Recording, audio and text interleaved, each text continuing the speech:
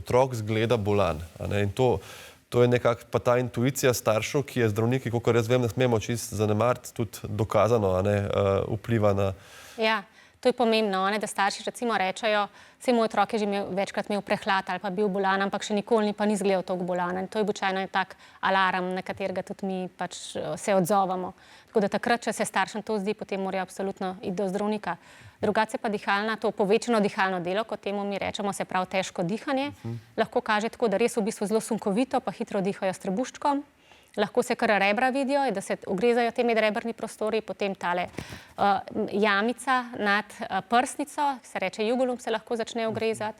Pa recimo v majhnih dojenčkih se lahko vidi potem, ko že napreduje ta dihalna stiska, plapolanje nosnih kril, ali pa začnejo z glavico kimati, lahko začnejo dihati s celim telesom, to je pa že kar nevarno. Ali pa imajo dihalne premore, recimo to ti majčkani.